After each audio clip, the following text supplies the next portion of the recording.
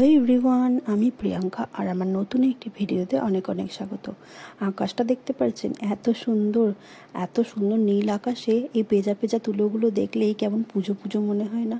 ভীষণ সুন্দর। আর সামনে যখন পুজো আর হাতের সামনে না সুন্দর মেলা বসছে, তা দেখে তো আরোই মনটা খুশি হয়ে যায়। তাই ঝটপট করে দুপুরে রান্নাটা করে নিলাম একটু তাড়াতাড়ি করে।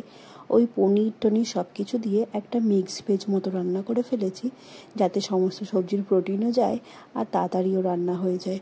আর এই সবজিটা না সবারই বেশ পছন্দের। আর এদিকে রান্না হয়েছে ডাল, আর এদিকে ফুটছে ভাত, আর একটু মাছ ভেজে নেবো, তাহলেই ব্যাস রান্না হয়ে যাবে।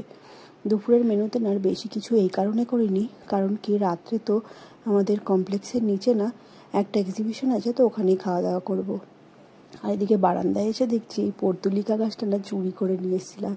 এত সুন্দর একটা ইয়েলো কালারের ফুল ফুটেছে, আস্তে আস্তে গ্রোথ করবে, সেটা দেখেই না ভীষণ আনন্দ লাগছিল। চুরি করা গাছে যদি ফুল ফোটে এত খুশি লাগে না মনটা। আর বারবার করে জানলাটা খুলে দেখছিলাম যে নিচে দোকানপাটগুলো বসেছে কিনা, কারণ কি রান্নাবান্না তাড়াতাড়ি করে এই কারণেই সেরেছি যে দোকানপাট বসবে আর গিয়ে এক গাদা কেনাকাটা করব। তো বারবার করে জানলা খুলে দেখছি। আর খাওয়া দাওয়া করার পরে দেখছি একটা পার্সেল এসছে। সামনেই তো বরের বার্থডে, তাই কিছু ওর জন্যই জিনিসপত্র অর্ডার করেছিলাম। আর পার্সেল আসার অপেক্ষাটা মানে সবাই বুঝতেই পারছেন কীরকম হয়। একটা কিছু আশার থাকলে বারবার করে সেটার জন্য ওনা বাইরের দিকে তাকিয়ে থাকে কখন আসবে বলে। তো পার্সেলটা খুলে একটু চেক করে নিচ্ছি, আর ভিডিও করছিলাম, কারণ কি অনেক সময় ড্যামেজ চলে আসে, তো সেই কারণে। তো দেখতে পেলাম জুতোটা না ভালোই এসছে, তবে ওপরের কোয়ালিটিটা খুব একটা ভালো নয়, ভীষণ পাতলা।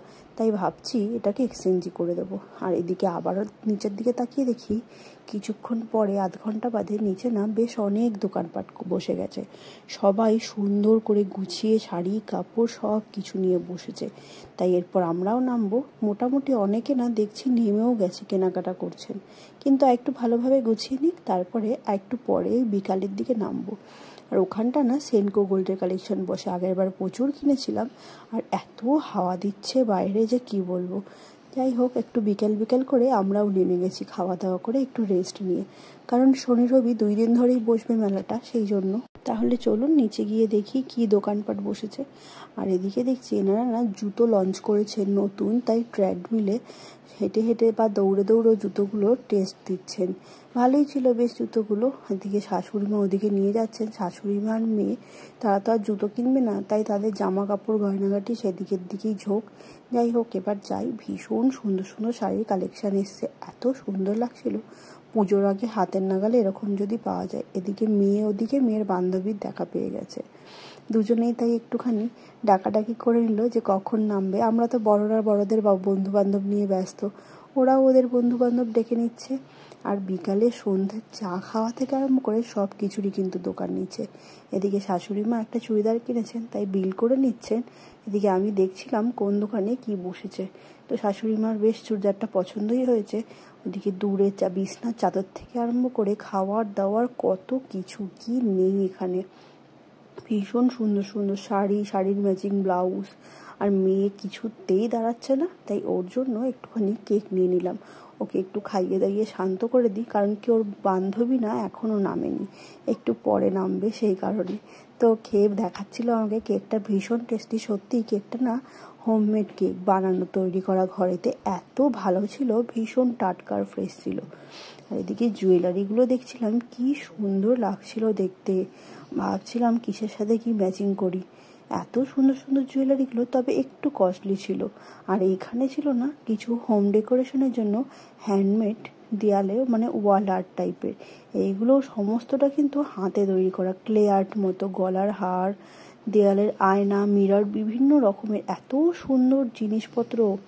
তারপরে ক্যালেন্ডার মতো কিছু আর্ট করা ছিল, ভীষণ সুন্দর। তবে সন্ধ্যা হয়েই গেছে প্রায়।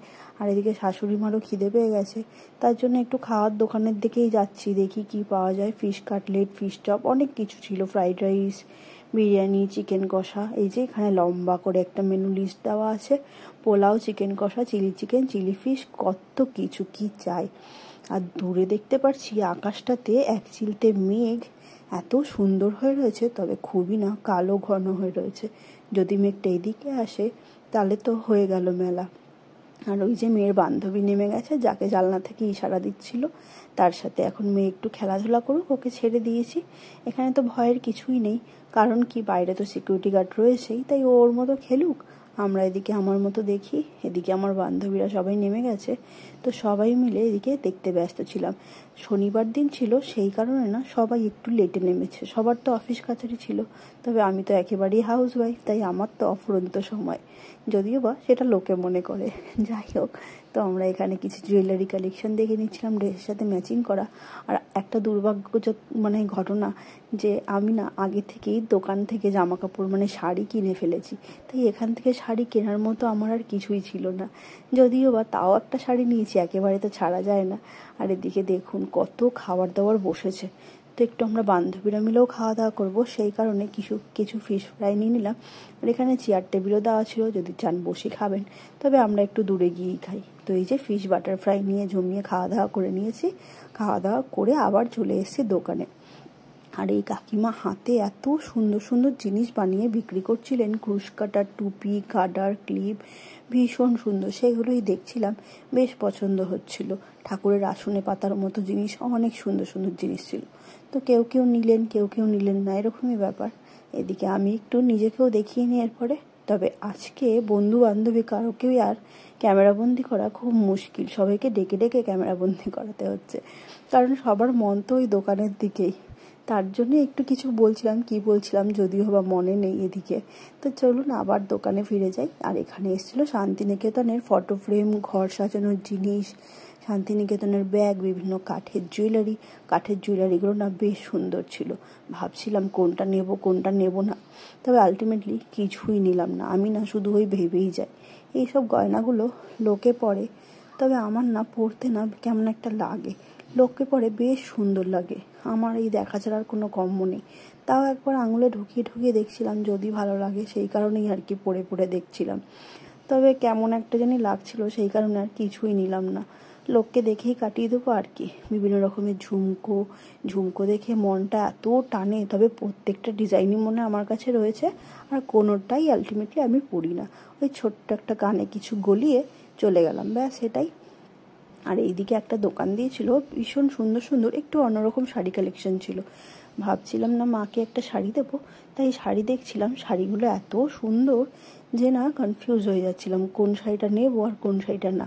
একটা বের করছে তো ওটার থেকে আরেকটা কালার যেন বেশি সুন্দর লাগছে, এরকম এত সুন্দর সুন্দর শাড়িগুলো সত্যি ভালো লাগছিল। তো বান্ধবী সবাইকে নিয়ে ভাবছিলাম কোনটা নেব, তারই মধ্যেই ব্লু কালার শাড়িটা না বেশ ভালো লেগেছে, তো এটাই পছন্দ করলাম মার জন্য, মাকে ভিডিও কল করেও দেখিয়ে নিলাম।